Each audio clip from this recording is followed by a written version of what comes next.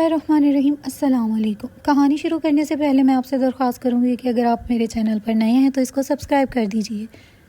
ہم تینوں بہن بھائی وکیل صاحب کے سامنے بیٹھے تھے۔ اس وقت میرے بڑے بھائی والد کے انتقال کی وجہ سے صدمے کی حالت میں تھے، کیونکہ بڑے بھائی کو والد سے بہت محبت تھی۔ میرے والد بالکل ٹھیک ٹھاک تھے۔ رات کو اچانک سے ان کے سینے میں درد اٹھا اور آنن فانن ہی دوسرے جہاں کوچ کر گئے۔ ہم سوچ بھی نہیں سکتے تھے اس طرح اچانک ہمارے والد ہمیں چھوڑ جائیں گے۔ ہم 3 بہن بھائی تھے، وہ 2 بھائی اور 1 بہن، اور اس وقت وکیل صاحب کے سامنے بیٹھے تھے۔ وکیل صاحب نے کہا ہمارے والد نے ہمارے لیے ایک وصیت چھوڑی ہے۔ مالی اعتبار سے میرے والد کا شمار امیر ترین لوگوں میں ہوتا تھا، اس لیے ہمارے پاس پیسوں کی کوئی کمی نہ تھی۔ بہن بھی اچھے گھر بیاہی گئی تھی، وہاں پر بھی دولت کی ریل پھیل تھی۔ وکیل صاحب کے سامنے بھائیوں کے ساتھ بہن نے بھی بیٹھنا تھا۔ وکیل صاحب نے جب والد کی وصیت سنائی تو سن کر میرے بہن بھائی دونوں ہی اشتعال میں آئے تھے۔ غصہ تو میری بہن کو بھی آنے لگا۔ بڑا بھائی جو کچھ دیر پہلے صدمے کی حالت میں تھا، ابا جان کی وصیت سن کر کہنے لگا ہمارا باپ کیا سٹھیا گیا تھا؟ یہ کیسی وصیت کی ہے انہوں نے؟ میں اس وصیت کو نہیں مانتا۔ میں تو اپنے بڑے بھائی کا بدلتا روپ دیکھ کر حیران اور پریشان تھا۔ ابھی کچھ دیر پہلے تو وہ یہ کہہ رہے تھے مجھے اپنے والد سے بے تحاشا محبت ہے، اس لیے ان کا قرآن پاک اور جائے نماز میں اپنے پاس رکھوں گا، اور اسی جائے نماز پر میں بھی عبادت کروں گا، کلام پاک بھی روز پڑھوں گا، تاکہ میرے والد کو احساس ثواب مل سکے۔ یہی اصل قیمتی اثاثہ ہے، اور میں اپنے والد کا یہ اثاثہ مرتے دم تک اپنے پاس رکھوں گا۔ یہ سن کر مجھے اپنے بھائی پر رشک ہوا تھا، لیکن وکیل صاحب کی وصیت سننے کے بعد جو رویہ میرے بھائی نے اپنایا تھا، میں دیکھ کر جتنا بھی حیران ہوتا اتنا کم تھا۔ ارے بھائی کے رویے کو تو میں سمجھ نہیں پایا تھا کہ میرا بہنوئی بھی اکھڑے ہوئے لہجے میں کہنے لگا کہ بڈھے نے مرنے سے پہلے اپنی اولاد کا بھی نہیں سوچا۔ ارے ایسا شریعت میں نہیں ہوتا۔ میری بہن بھی اس وقت غصے کی حالت میں بیٹھی تھی۔ اس نے بھی اپنے شوہر کو ایک بار نہیں منع کیا تھا کہ وہ کس طرح کے لہجے میں والد صاحب کے بارے میں بات کر رہا ہے۔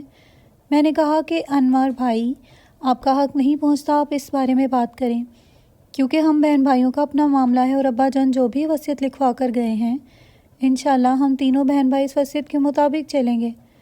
میرا یہ کہنا تھا کہ میرے بھائی فاروق نے مجھے چپ کروا دیا۔ کہنے لگے تم چپ رہو، تمہیں ابھی ان باتوں کی سمجھ نہیں ہے۔ انہوں نے وہ وصیت وکیل صاحب نے ہاتھ سے پکڑی اور کئی ٹکڑوں میں تقسیم کر کے اپنے پیروں میں پھینک کر رون ڈالی۔ کہنے لگے کہ میرا باپ شاید بڑھاپے کی وجہ سے اپنی عقل کھو بیٹھا تھا، اس لیے مجھے اس کی وصیت قطعی منظور نہیں ہے۔ مالی حالات سے ہم تینوں بہن بھائی ٹھیک ٹھاک تھے، اس لیے میرے والد نے وصیت میں یہ بات صاف لکھوائی تھی کہ ایک جامع مسجد ان کی جائیداد کو بیچ کر بنائی جائے، اور باقی کا پیسہ یتیموں اور بیوہ عورتوں کو تقسیم کیا جائے۔ والد کی جائیداد کا بس ایک حصہ ان کی اولاد میں تقسیم کیا جائے، جس میں کہ ان کی دکانیں بھی شامل تھیں، اور اس کا کرایہ بھی ان کی اولاد کو دیا جائے۔ لیکن میرے بڑے بھائی کو ابا کی یہ وصیت بالکل غلط لگ رہی تھی۔ میں نے کہا بھائی جان، ہمارے پاس پیسے کی کوئی خاص کمی تو نہیں ہے، پھر آپ کو والد کی وصیت ماننے میں کیا مسئلہ ہے؟ میرا یہ کہنا تھا کہ میرے بھائی کہنے لگے کہ تم چھوٹے ہو، تمہیں ابھی ان باتوں کا علم نہیں ہے۔ جامع مسجد بنانا میرے باپ کا خواب تھا، لیکن بڑے بھائی کہنے لگے کہ شہر بھر میں کوئی 1000 مسجدیں تعمیر ہیں، ایک نئی مسجد بنانے کی ضرورت کیا ہے؟ بھائی کی بات سن کر بہنوئی بھی کھڑا ہو گیا۔ کہنے لگا کہ فاروق تم بالکل ٹھیک کہہ رہے ہو۔ ارے ان یتیموں اور بیوہ عورتوں کو یہ چیریٹی والے اور یتیم خانے والے دیتے ہی کیا ہیں؟ کچھ بھی نہیں، ایک ٹھیلا تک نہیں دیتے۔ برائے نام چند خاص لوگوں کو کچھ رقم دی اور باقی سب اپنی جیب میں ڈالا جاتا ہے، اس لیے ہم اپنا پیسہ کبھی بھی ان کے ہاتھ میں نہیں دیں گے۔ باپ کی جائیداد پر صرف اولاد کا حق ہے، اس لیے ساری جائیداد صرف تم تینوں کے پاس ہی ہونی چاہیے۔ بہنوئی کی بات سن کر مجھے بہت دکھ ہوا تھا، حالانکہ وہ خود بھی بہت امیر ترین شخص تھا۔ میری بہن بیاہ کر عالیشان گھرانے میں گئی تھی، لیکن پیسوں کی اس لالچ نے شاید بھائی اور بہنوئی کو اندھا کر دیا تھا۔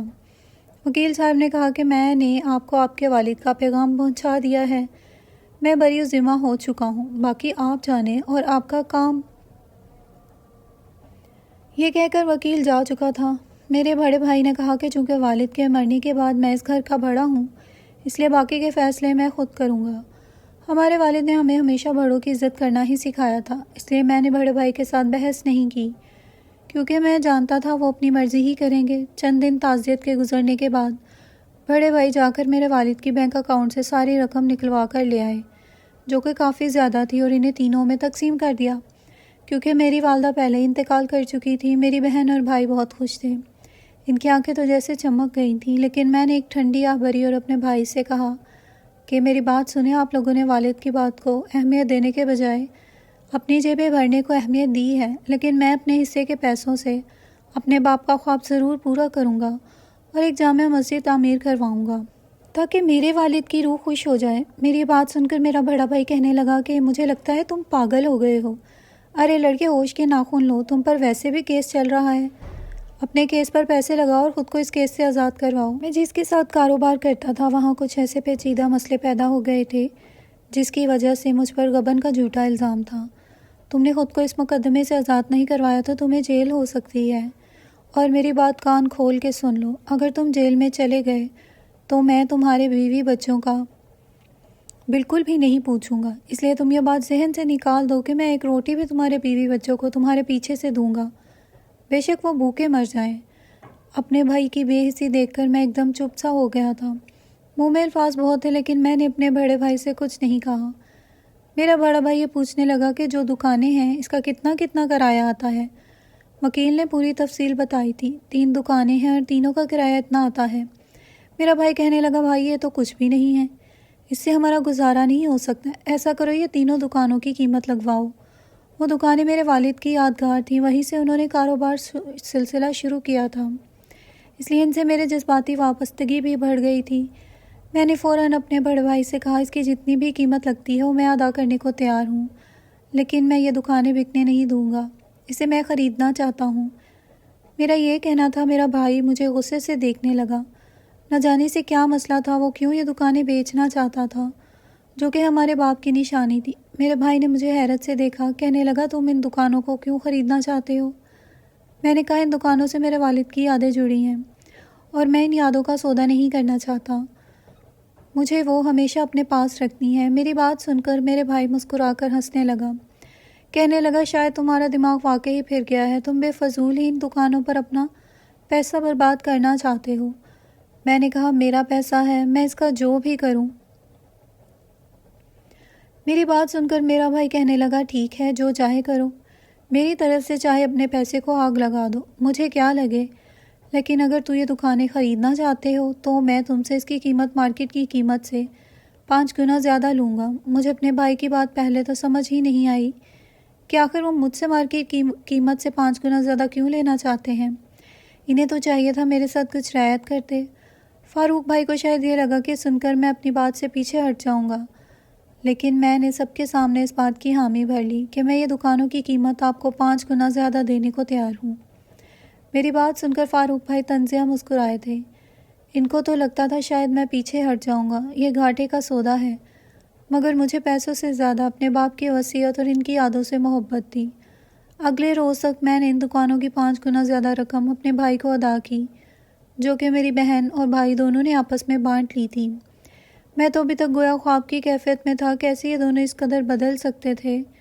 کیا یہ لوگ شروع سے ہی والد صاحب کے پیسوں سے محبت کرتے تھے؟ پیسوں کی خاطر وہ اپنے باپ کی وصیت تک کو بھول گئے، اور اب ان کی دولت کی خاطر ان کی وصیت کے مطابق اگر میں یتیموں کو یہ دولت دینا چاہتا ہوں تو ان لوگوں نے مجھ سے بھی ہر رشتہ توڑ دیا ہے۔ بہرحال چند روز بعد تمام تر کاغذی معاملہ طے ہونے کے بعد وہ تینوں دکانیں میرے نام ہو چکی تھیں۔ میں وکیل صاحب کے ساتھ ان دکانوں کی جانب گیا، چونکہ میں وہاں پر آج پہلی مرتبہ جا رہا تھا تو اس لیے میں چاہتا تھا وکیل صاحب ان دکانداروں سے میرا تعارف کروا دیں کہ اس کے بعد وہ کرایہ انہوں نے مجھے دینا ہے۔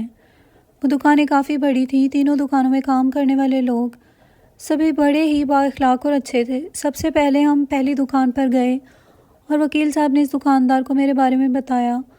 وہ شخص میرے پاس آیا اور کہنے لگا ٹھیک ہے جناب، آج کے بعد میں ان دکانوں کا کرایہ آپ کو دے دیا کروں گا، مگر میں نے گہری سانس خارج کر کے کہا کہ تم یہ کرایہ ہو سکے تو ہر ماہ کی پہلی تاریخ کو دے دیا کرنا۔ میں باقی دکانداروں کو بھی یہی کہوں گا، کیونکہ میں چاہتا ہوں یہ دکانوں کا کرایہ میں یتیموں اور بے سہارا بچوں پر خرچ کروں۔ میری بات سن کر نہ جانے شخص کو کیا ہوا کہ مجھے وہ سرتا پیر تک دیکھنے لگا۔ پھر وہ شخص چہرے پر مسکراہٹ سجا کر بولا کہ ٹھیک ہے، میں ان دکانوں کا کرایہ 5 گنا بڑھا کر دے دوں گا۔ 5 گنا بڑھا کر لینے کی بات سنی تو میں سر اٹھا کر دیکھنے لگا۔ ایک دم سے میرے ذہن میں میرے بھائی کی بات گونجی تھی۔ میرے بھائی نے تو مجھ سے یہی کہا تھا وہ مجھ سے دکانوں کی قیمت 5 گنا زیادہ لے گا۔ میں سوچ میں گم ہو گیا، میری آنکھوں میں آنسو آ چکے تھے۔ مجھے روتا دیکھ کر وہ دکاندار مجھ سے تو کچھ نہ بولا، البتہ وکیل سے کہنے لگا کہ یہ شخص رونے کیوں لگا ہے، کیا میری بات اسے بری لگی ہے؟ تو وکیل صاحب کہنے لگے نہیں، دراصل دکانوں کی انہیں 5 گنا زیادہ قیمت دینا پڑی ہے، کیونکہ ان کے بھائی یہی چاہتے تھے کہ یہ دکانیں بیچی جائیں، مگر چونکہ یہ دکانیں ان کے باپ کی نشانی تھی اس لیے وہ انہیں سنبھال کر رکھنا چاہتے تھے۔ یہ سن کر دکاندار بڑا متاثر ہوا تھا، کہنے لگا کہ آپ فکر مت کریں، آپ بڑے ہی نیک دل کے مالک ہیں، خدا آپ کے ساتھ کبھی ناانصافی نہیں ہونے دے گا۔ دراصل پچھلے 7-8 سالوں سے دکانوں کا وہی کرایہ چلتا آ رہا ہے۔ آپ کے والد صاحب بھی بڑے ہی نیک اور اعلیٰ ظرف انسان تھے، انہوں نے تو ہم سے کبھی کرایہ مانگا تک نہیں تھا، بلکہ ہم خود ہی کرایہ دے دیا کرتے تھے، آج تک کرایہ بڑھانے کی انہوں نے ڈیمانڈ نہ کی تھی۔ اس لیے چونکہ اب آپ ایک کار خیر میں حصہ ڈالنے چاہتے ہیں تو میں آپ کو یہ کرایہ آج کے وقت کے مطابق 5 گنا زیادہ کر کے دے دیا کروں گا۔ یہ سن کر میں نے اس شخص کا شکریہ ادا کیا اور پھر دوسری دکان پر چلا آیا۔ اس کے سامنے بھی یہی مادہ رکھا کہ میں ان دکانوں کا کرایہ غریبوں میں اور یتیموں میں خرچ کرنا چاہتا ہوں۔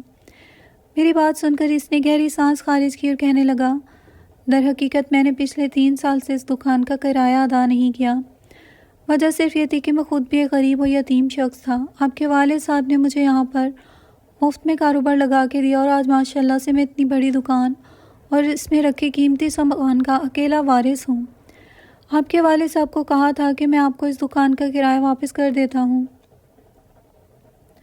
مگر آپ کے والد صاحب نے اپنی حیات میں کہا تھا نہیں، تم وہ کرایہ ضرورت مند لوگوں پر خرچ کر دیا کرنا۔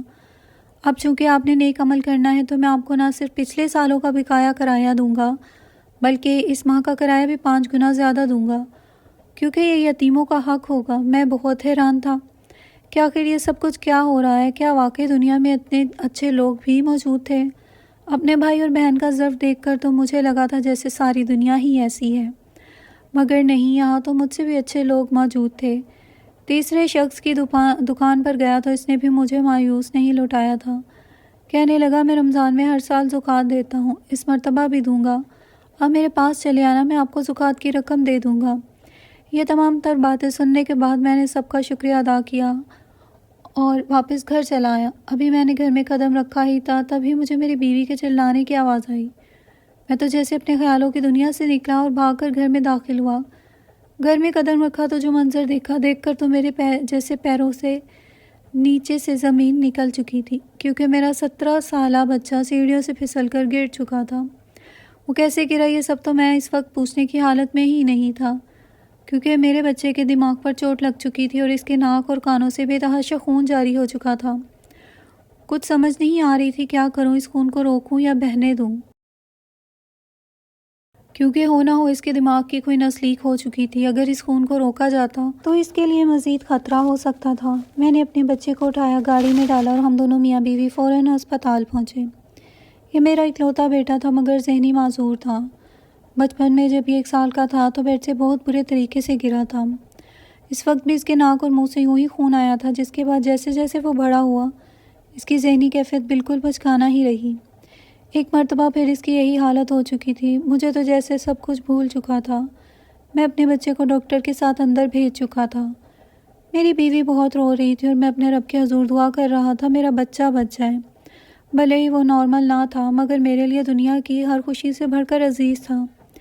کچھ دیر بعد ڈاکٹر باہر آئے تو کہنے لگے کہ آپ کا بچہ کومے کی کیفیت میں جا چکا ہے، ہمیں نہیں لگتا کہ وہ بچ پائے گا، بس آپ لوگ دعا کریں، اب دعا ہی ہے جو آپ کے بچوں کو بچا سکتی ہے۔ میں تو جیسے زندگی اور موت کی سولی پر لٹک چکا تھا۔ میرا بچہ کئی مشینوں اور نلکوں کے بیچ میں پڑا تھا، اس کے دماغ کا خون آنا تو بند ہو چکا تھا مگر اسے ہوش نہیں آئی تھی۔ 3 ہفتے گزر چکے تھے کہ میرا بچہ یوں ہی اسپتال میں بے سدھ پڑا تھا۔ 3 ہفتوں بعد جب میں اس کے سرہانے بیٹھا اس پر آیت الکرسی پڑھ کر دم کر رہا تھا تو اٹھتے ہی اس نے بالکل عام لوگوں جیسے بات کی، تو جیسے میں تو ایک پل کو مبہوت رہ گیا۔ اس کے الفاظ میں ذرا بھی لغزش نہیں تھی۔ وہ جو پہلے اٹک کر اور بچوں کی طرح باتیں کرتا تھا ویسا کچھ بھی نہیں تھا۔ ڈاکٹرز نے جب میرے بچے کو بالکل تندرست دیکھا تو وہ بھی حیران ہوئے بغیر نہیں رہ سکے، کہنے لگے یہ تو معجزہ ہو گیا۔ فوراً میرے بچے کے تمام تر ٹیسٹ کیے اور کہا جانے لگا کہ آپ کے بچے کے دماغ پر گہری چوٹ کی وجہ سے تمام تر خرابی درست ہو چکی ہے، یہ بالکل صحتیاب ہو چکا ہے، بس کچھ کیئر کرنے کی ضرورت ہے۔ میں ڈاکٹروں کا شکریہ ادا کرنے لگا، مگر ڈاکٹر نے کہا نہیں، یہ ہمارا کوئی کمال نہیں، یقیناً آپ کی کوئی نیکی ہے، یہ آپ کے ہاتھ کی خیر ہے جس کی بنا پر خدا نے آپ کے بچے کو بالکل تندرست کر دیا۔ میرے ذہن میں بے ساختہ ایک بات آئی تھی کہ صدقہ دینا تو بیماریوں کو ختم کر دیتا ہے۔ میں نے تو ابھی صرف صدقہ دینے کی نیت کی تھی، اور میری نیت کے بدلے ہی میرے رب نے میرے بچے کو بیماری سے صحت فرما دی تھی۔ اسی پل میں گیا اور اپنے پاس موجود رقم سے میں نے یتیم خانے میں ایک معقول رقم جمع کروائی۔ میری بہن اور بھائی اور بہنوئی کو اس سے کوئی فرق نہیں پڑتا تھا۔ ہر ماہ مجھے وہ کرایہ ملنے لگا اور میں جا کر یتیم خانے میں دینے لگا۔ ایک مرتبہ بہنوئی اور فاروق بھائی نے مجھے دیکھا تو ایک مرتبہ پھر میرا مذاق اڑانے لگے، کہنے لگے کہ ابھی تک تمہارا بچپنا ختم نہیں ہوا، پاگل لڑکے، کب تک چیریٹی والوں کو یہ سب کچھ دیتے رہو گے؟ اسی پل میرا بہنوئی بولا، یہ چیریٹی والے تو اپنی جیب بھرتے ہیں، یہ اپنے پاس موجود یتیموں کو کہاں کچھ دیتے ہیں؟ ان چیریٹی فاؤنڈیشن والوں کے تو ہاتھ پاؤں کاٹ کر سڑک پر بٹھا کر بھیک منگوانی چاہیے۔ میں نے بہنوئی کی بات سنی تو بول اٹھا کہ اگر ہر ایک کی سوچ آپ ہی کی طرح ہوتی تو آج یہاں پر چیریٹی کے بجائے جا بجا سینٹر نہ بنے ہوتے، بلکہ ہر کوئی اپنی ہی جیبیں بھر رہا ہوتا۔ یتیم خانے سے نکل کر کامیاب ہونے والے بچے کب کے کچرے کے ڈھیروں پر ہی مرے ہوئے ملتے۔ میری بات پر میرا بہنوئی بھی پڑ چکا تھا، یہاں تک میں مجھے مارنے کو بھی آیا، مگر میں وہاں سے جا چکا تھا۔ میرے بڑے بھائی اور میرے گھر آمنے سامنے ہی تھا۔ ایک روز جب میں کام سے واپس گھر آیا تو مجھے گھر کے باہر پولیس کھڑی نظر آئی۔ پولیس کو دیکھا میں حیران ہو چکا تھا، کیونکہ وہ پولیس میرے بھائی کے گھر کے باہر کھڑی تھی۔ میں نے جب جا کر پوچھا تو پتہ چلا وہ میرے بھائی کو ڈھونڈنے آئے تھے، جبکہ میرے بھائی تو موقع پر ہی وہاں سے بھاگ چکا تھا۔ میرا بھائی کسٹم کلیئرنس کا کام کرتا تھا اور انہوں نے اس معاملے میں غیر قانونی کام کیا تھا، جس کا پتہ اب سینئرز کو چلا اور یوں ان کے خلاف اچھا خاصا مقدمہ بن چکا تھا۔ اسی کے ساتھ ہی جو غبن کی وجہ سے مقدمہ مجھ پر بنایا گیا تھا، وہ حکومت کی طرف سے عام معافی نامے سے مجھے معاف کر دیا گیا اور میں بھی اس مقدمے سے بری ذمہ ہو چکا تھا۔ مجھے تو حیرانگی تھی یہ سب کچھ کیسے خدا کا کرم مجھ پر ہوا ہے۔ میرے بڑے بھائی فاروق کو پولیس پکڑ کر لے جا چکی تھی اور اس کی بیوی بچے بری کیفیت میں آ چکے تھے۔ میرے بھائی کی تمام تر پراپرٹی کو بھی ضبط کر لیا گیا تھا۔ مجھے خود پر آنے والا وقت یاد آنے لگا۔ میرے بھائی نے مجھ سے کہا تھا کہ اگر میں جیل گیا تو وہ میرے بیوی بچوں کو ایک نوالہ تک نہیں دے گا، مگر میں جیسا نہیں تھا، ہر مہینے راشن اپنے بھابھی کے گھر ڈالوا دیا کرتا، معقول رقم ان کے اکاؤنٹ میں ٹرانسفر کر دیا کرتا تاکہ ان کے اور بچوں کے خرچے پورے ہو سکیں۔ وہیں میرا بہنوئی جو کہ بڑا ہی عیاش پسند اور شراب نوشی کیا کرتا تھا، ایک روز نئے سال کی پارٹی پر اپنے دوستوں کے ساتھ شراب نوشی کر رہا تھا۔ جیسے اس کے دوست نے اس کی جانب ایک شراب کا گلاس بڑھایا، اس نے گلاس پکڑنا چاہا، مگر اس کا ہاتھ تو گویا ساکت ہو چکا تھا۔ صرف ہاتھ ہی نہیں بلکہ پورا وجود سن ہونے لگا اور وہ وہیں گر گیا۔ فوراً سے اٹھا کر اسپتال لے جایا گیا، جہاں ڈاکٹر نے بتایا کہ ان کے پیر پر انتہائی زہریلا کیڑا کاٹ کر جا چکا ہے، جس کی وجہ سے زہر پورے جسم میں پھیل رہا ہے۔ اگر جلدی ان کے دائیں پیر کو نہ کاٹا گیا تو ان کی جان کو خطرہ ہو سکتا ہے۔ یوں میرے بہنوئی کا پہلے پیر کٹا اور پھر پوری ٹانگ کٹ گئی۔ وہ معذور ہو چکا تھا اور مجھے تو بس اپنے بہنوئی کی ایک ہی بات گونجتی ہوئی سنائی دینے لگی کہ چیریٹی والوں کے تو ہاتھ پیر کاٹ دینے چاہیے۔ در حقیقت جو کچھ میرے بھائی اور بہنوئی نے دوسروں کے لیے بولا تھا، وہ خود ہی اپنے کیے کی سزا بھگت رہے تھے۔ شاید یہی ان کا انجام تھا۔ وہیں رمضان آتے ہی میں اپنے تیسرے دکاندار کے پاس گیا تو اس نے مجھے پیسوں سے بھرا بیگ دیا۔ اس قدر پیسے تو ایک شخص کی زکوٰۃ نہیں بنتی تھی، مگر اس شخص نے کہا، یہ میرے نہیں بلکہ میرے رشتہ داروں کی بھی زکوٰۃ ہے جو کہ میں امانت کے طور پر آپ کے پاس لایا ہوں، کیا آپ اسے مستحق تک پہنچا دیں گے؟ میں نے اس شخص کا شکریہ ادا کیا اور وہ تمام رقم لے کر ایک ٹرسٹ میں چلا گیا، جہاں پر انہوں نے مجھے بتایا کہ وہ یتیم خانہ یتیم بچوں کے لیے پرائمری تک اسکول اور ایک مسجد بنوانا چاہتے ہیں۔ میں نے فوراً تمام کاموں کے لیے پیسے نکال کر چیک ان کو تھما دیا۔ وہ حیران تھے، بھلا ایک ہی شخص اتنا زیادہ مال یتیموں کے نام کیسے کر سکتا ہے؟ مگر میں نے یہی کہا کہ میرے بابا کے حق میں دعا کریں کہ اللہ ان کی مغفرت فرمائے اور ان کے درجات بلند کریں۔